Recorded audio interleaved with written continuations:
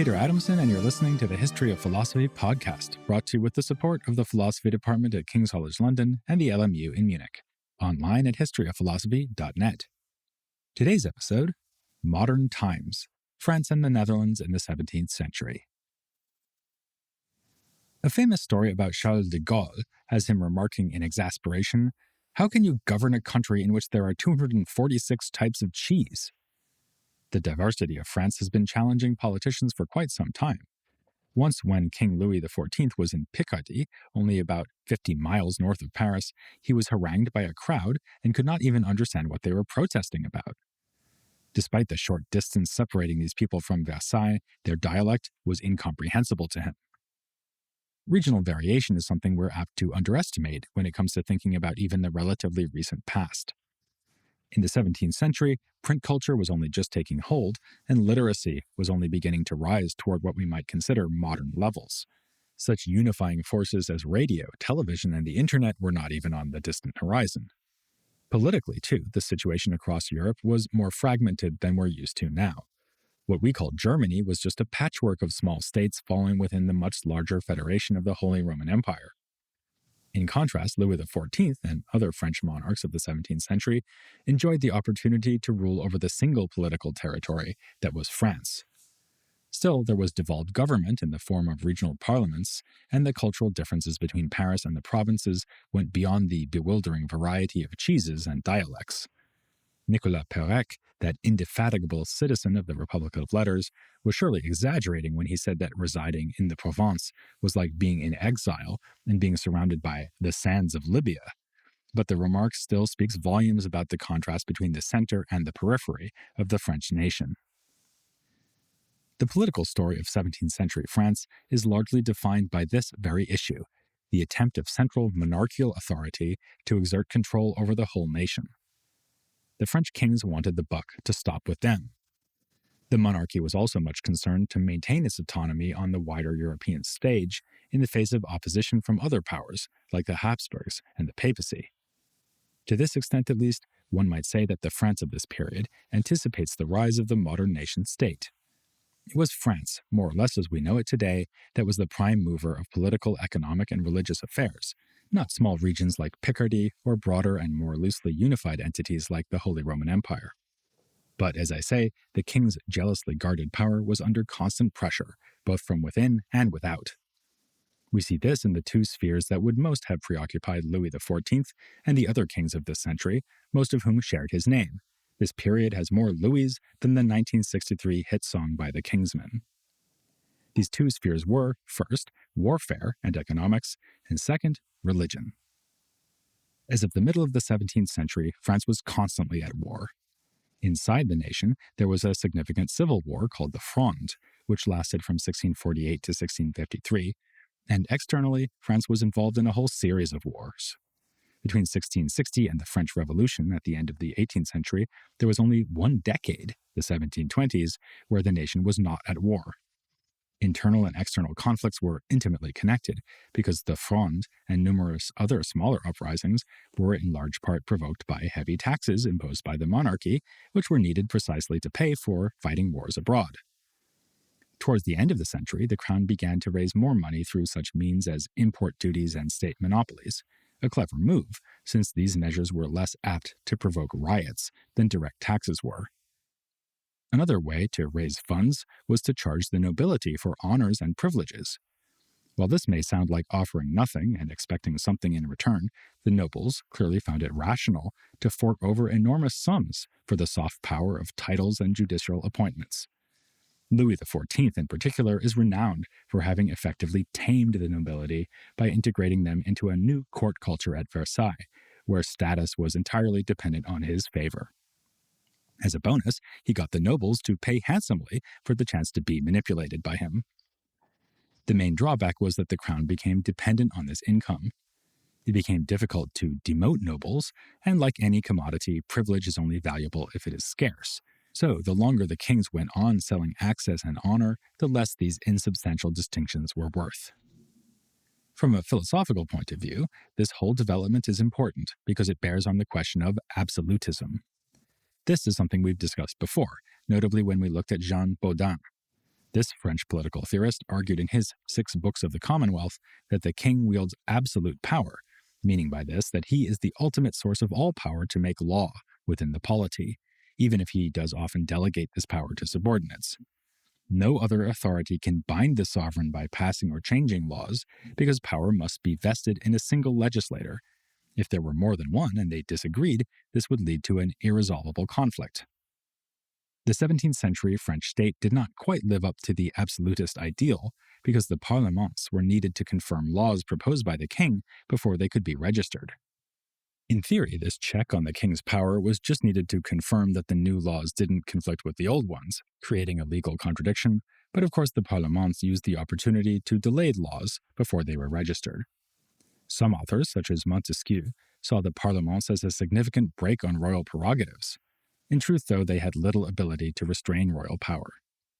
In theory, there was also a proper representative assembly, the so-called Estates General, but this was not called to meet by the king at any point between 1614 and 1789 on the eve of the French Revolution, so it was not really a factor for the period we're considering in this series. The upshot is that the French monarchy in this period was not so far from what Baudin had in mind, particularly when the sitting king was intelligent, charismatic, and active like Louis XIV, which was not always the case.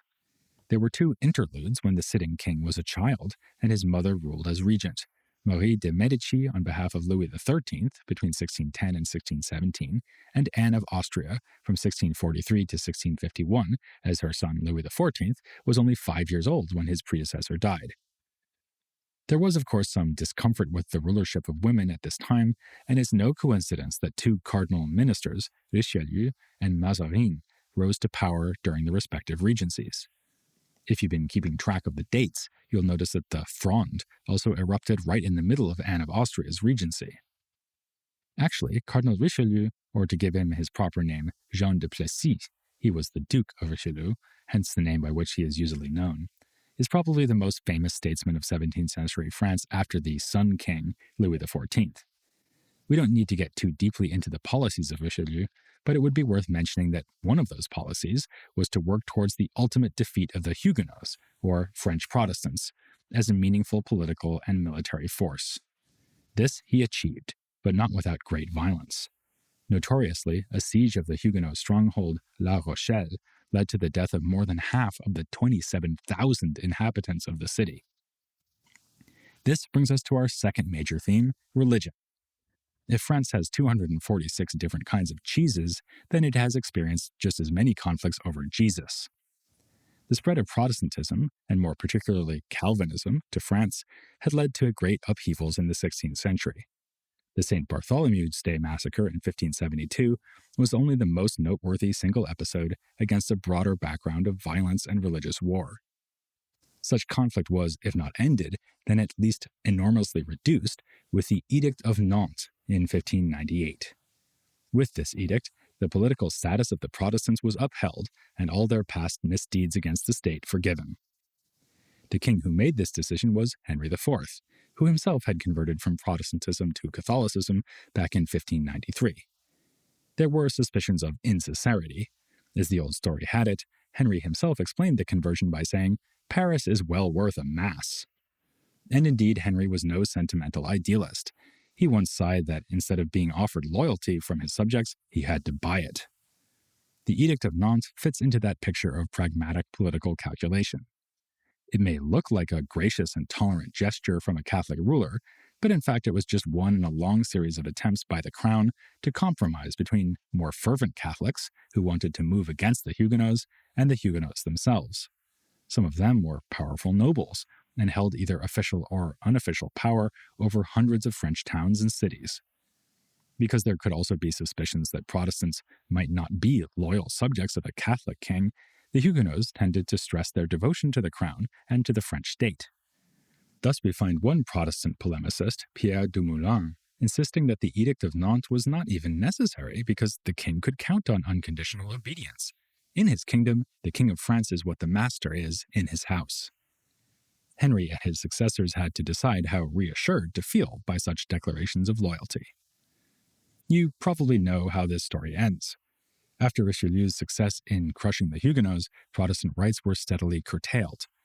Under Louis XIII, the Edict of Nîmes confirmed that Protestants could be subjects of the crown in good standing, but undercut their political status by preventing them from holding fortified positions or forming political assemblies. More rights were removed later on, like the ability to hold any political office, oversee educational curricula, or marry Catholics. Protestant churches were subjected to inspection and sometimes destroyed if the officers of the state didn't like what they found. And then finally came the Edict of Fontainebleau in 1685, better known as the Revocation of the Edict of Nantes. All Protestant religious services were banned. Catholic baptism was made obligatory. And if Protestants chose to emigrate rather than convert, then they had to leave behind children over the age of 7. To ensure compliance, the much-hated practice of dragonnade was used, in which Protestants were obligated to host soldiers in their homes. Perhaps you've had a house guest as unwelcome as a 17th century soldier whose whole job is to make you miserable, but I very much doubt it. Over the next several years, around 150,000 Protestants fled France, and that's in addition to the many who had already departed, for instance, the philosopher Pierre Bayle, who fled after the Protestant Academy at Sedan was closed in 1681. French Catholics were at first jubilant at this victory, but their enthusiasm waned once they realized that many of the converts were in fact still Protestants at heart, the same worry that had greeted the conversion of Henry IV almost a century ago. But I don't want you to get the idea that French Catholics of this period spent all their time worrying about French Protestants, because they also spent plenty of time worrying about their fellow Catholics. This part of the story is a kind of mirror image of what happened in early modern England. There, the state-approved Anglican Church adhered to a rather traditionalist set of practices and doctrines. Though its adherents would presumably not appreciate me describing them in this way, you could think of the Church of England as offering a way to embrace Protestantism while remaining as Catholic as possible. That moderate version of Christianity was then continually attacked by more radical reformers, like the Puritans, who thought of Anglicanism as at best a job half done, and at worst, rank hypocrisy. In France, we find a similar dynamic. The monarchy, of course, upheld Catholic orthodoxy against the Protestants, but also Catholic moderation against those they considered to be enthusiastic or extreme. These included the so-called devoutes, whose intense and private spirituality and personal encounters with Scripture and God tended to make more institutionally inclined Catholics nervous. This sort of spirituality, which would culminate in the Quietist movement towards the end of the 1600s, goes back to the Catholicism of the previous century. One might think of such different characters as Erasmus, Teresa of Avila, and the founder of the Jesuit order, Ignatius of Loyola. Speaking of which, the Jesuits also had a somewhat uncomfortable relationship with their French co-religionists. They had been banished, but were welcomed back in 1603 and set up a royal college called La Flèche. Here, teenagers were educated in Latin and the liberal arts in a course of study that could lead on to a university degree. This school is significant for us since the students educated there included none other than Descartes and his friend Mersenne. The place was so dear to Henry IV that he left instructions that, upon death, his heart and that of his wife would be buried at La Flèche. Ironically, when his death then came in 1610 in the form of an assassination by a Catholic who refused to believe in the sincerity of the king's conversion, some pamphleteers accused the Jesuits of being behind it. Critics saw them as having a problematically ambiguous status, with one author complaining that the order was neither fully secular nor fully clerical, like a hermaphrodite. The Jesuits were known for intellectual rigor and a forthright defense of Catholic theological doctrine, including an insistence on morally significant free will. As St. Augustine had taught in antiquity, God's grace is needed for us to be good and win salvation, but there is also a role for genuinely voluntary human effort.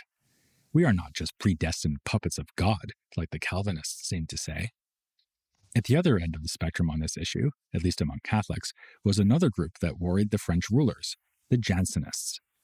Named after a Dutch émigré called Cornelius Jansen, this group emphasized human dependency on grace. Again, the Jansenists wouldn't like me describing them in this way, but you could think of them as embracing as much of the Calvinist theology as possible while remaining Catholic. Jansen wrote a massive treatise defending his views, tellingly called Augustinus, a sign of his desire to follow Augustine's teachings. Jansenism became controversial, with the authorities cracking down on religious houses where it was influential, like a nunnery at Port Royal. There even emerged a furious second-level controversy over what exactly Janssen had been claiming in his book. A modern scholar of French religion in this period has commented that no Jansenist ever claimed to hold the beliefs attributed to them. While all this is, of course, more relevant to the history of Christianity than the history of philosophy, it too will play a role in our story because the major French thinkers Antoine Arnauld and Blaise Pascal were Jansenists. Amidst all these controversies, what was of most importance to the French monarchy was not so much the truth of any one doctrine as the right of the French monarchy and church to uphold whichever doctrine they deemed correct. Historians speak of Gallicism, meaning the idea that the French church has a large degree of independence from the papacy while still remaining within the Catholic fold. As with political affairs, the goal was to impose uniformity rather than allowing an excess of diversity within France, while also resisting the imposition of uniformity from any external power, in this case the Pope. Anything that threatened the doctrinal unity of the French, or Gallic Church, was a threat to this project, hence the nervousness about such factions as the Jesuits, who might be agents of Rome, as well as the Devouts and the Jansenists. Two intellectuals who espoused the cause of Gallicism were the Dupuy brothers, Pierre and Jacques. The so-called Cabinet Dupuy was an academy that promoted this cause in cooperation with Cardinal Richelieu, fiercely defending the claims of the monarchy on both the political and the religious fronts. It was, by the way, to the Dupuy brothers that Perec complained that living in the provinces was like being in the middle of the Libyan desert. Despite his supposed isolation, he really did know everyone.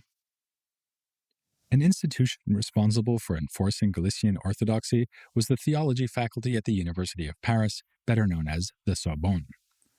As far back as the 13th century, the Parisian theologians had been doing their utmost to keep religious opinions within an acceptable range and to connect those opinions to a version of Aristotelian philosophy purged of its more problematic aspects, like belief in the eternity of the world. I've suggested in a previous episode that in early modernity, Aristotelianism finally stopped being the dominant force in the history of European philosophy. But to the extent that this is so, it was over strenuous objections from the Sorbonne. They in fact prevailed upon the Parlement in 1624 to require the teaching of Aristotle, something that provoked a satirical work to say that the scholastics had forbidden blood to circulate in our bodies because this would be against Aristotelian orthodoxy. Of course, plenty of non-Aristotelian ideas managed to appear in print nonetheless, and plenty of religiously daring ones too. How did this happen, given the way the Sorbonne, the Parlement, and the monarchy were all working to prevent the dissemination of awkward and innovative teachings? This is a question to which we'll be returning, but the short answer is that while one could apply for royal permission to publish a book, one could also just publish it and see what would happen. That might provoke sanctions like confiscation of the offending material, but it wasn't easy for the thought police to keep up with the publishers. Then, too, much of this material was published abroad, often in French, which was gradually displacing Latin as what we might as well call the lingua franca of European intellectuals. We can track that process in the Republic of Letters, where we see missives being written mostly in the vernacular, whereas Renaissance humanists, of course, use Latin. Ironically enough, the French state was unwittingly responsible for the production of French literature abroad because they chased so many authors and publishers out of the country. And where did they go? As often as not, to the Netherlands. The books that were churned out of Dutch printing presses wound up all over Europe, including in France. One churchman fulminated about this situation. In Holland, they are just silly, and books coming from there are so insipid and impertinent that I do not know how a man with a little taste can keep from vomiting when reading them. But the list of fellow Frenchmen who would have disagreed is long. At the top of that list might be Bayle, who, as I already mentioned, fled to the Netherlands to find a more congenial place for pursuing his faith and his philosophy. He called the Dutch Republic a great ark of refugees. Another immigrant said of Amsterdam, "All kinds of nations have been received and welcomed in this city where they can reside freely without any inquisition into their religion." Thus, many of the Huguenots who left France over the years, not least after the revocation of the Edict of Nantes, wound up there. Nor is it a coincidence that the most notoriously radical thinker of the century, Baruch Spinoza, lived in the Netherlands. His presence there was due to the fact that Jews also went there from less tolerant parts of Europe, including the Iberian Peninsula. This had been going on since the expulsion of Jews from Spain in 1492. Spinoza's family was an example, as they belonged to the Portuguese Jewish community in Amsterdam. But even in the Netherlands, it wasn't as if everyone could say or publish whatever they liked. Here, too, there were attempts at censorship, which will become relevant once we get into the details of Spinoza's writings and their wider impact. Just as in France, Dutch religious institutions were at pains to identify and, insofar as possible, enforce orthodoxy. Whereas the Jansenists caused an uproar in France by coming too close to determinism in their teaching on grace, in the Netherlands, the followers of Jacobus Arminius, known as the Remonstrants, caused an uproar by being too keen to emphasize free will. They rejected the predestination that was so central to Calvinism, and therefore to Dutch and Huguenot Protestantism. Instead of just letting everyone decide for themselves what to think, the Dutch Reformed Church arranged a council to settle the issue, the famous Synod of Dort of 1618 to 1619. It was held in Dordrecht, which at the time was called Dort in Dutch.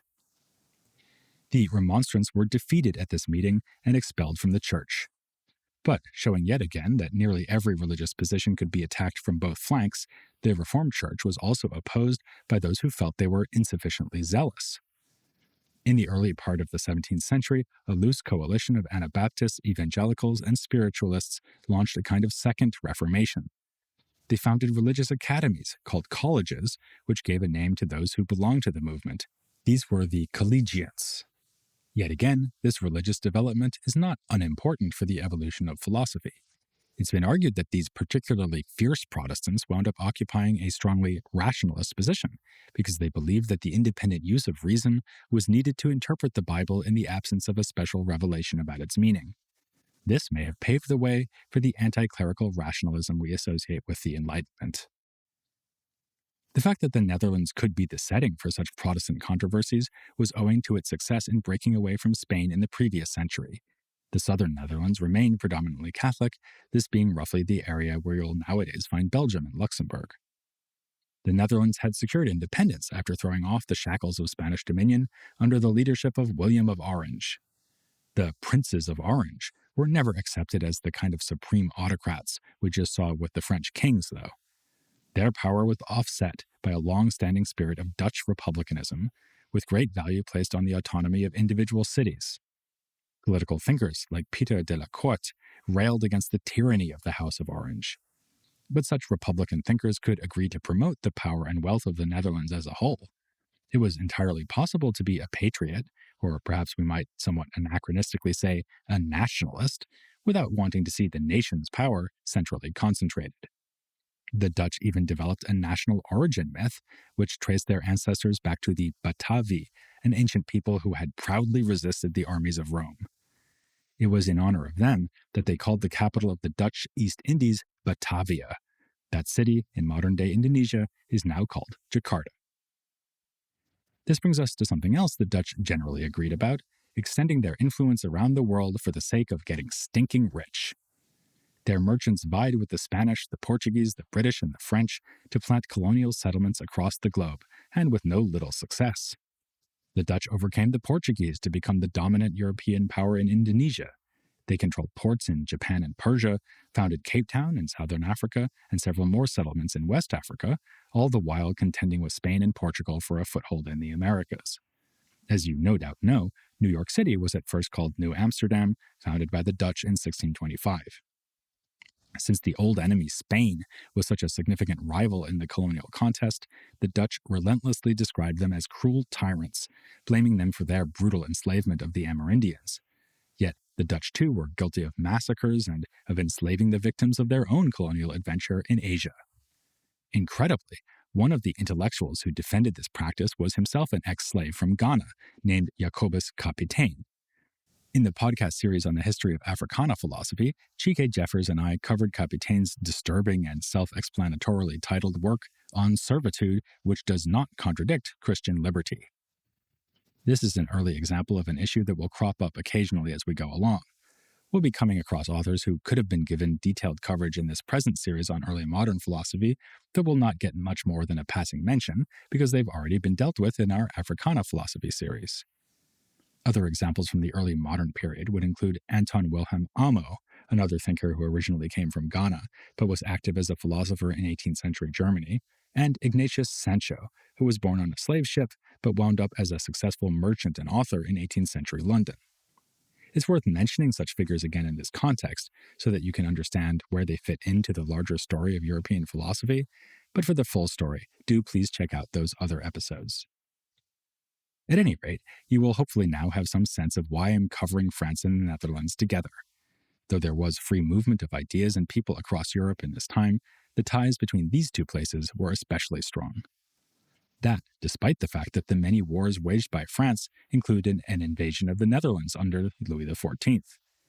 Thanks to the assistance of other European powers, including the Holy Roman Empire, the Dutch managed to fend off this attack, and the war led to no conclusive result. But as we've seen, the two nations were not trading only cannonballs and cavalry charges. Migrants were going back and forth too, especially from France to the Netherlands, most often to escape religious persecution.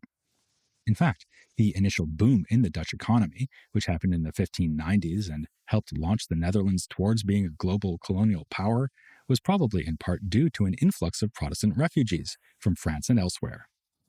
A couple of decades after that, a young Frenchman came north to join the Dutch army in combating the Spanish. To be honest, I don't think his arrival did all that much for the economy, but the ideas he began to develop there would have an enormous impact on the business of philosophy in the Netherlands, in his native France, and beyond. The young soldier's name was, of course, René Descartes. It's taken me almost 15 years of podcasting to get to him, but the wait is now over. Or at least it will be in a couple of weeks, as we begin to cover him by looking at his life and works next time on the History of Philosophy without any gaps.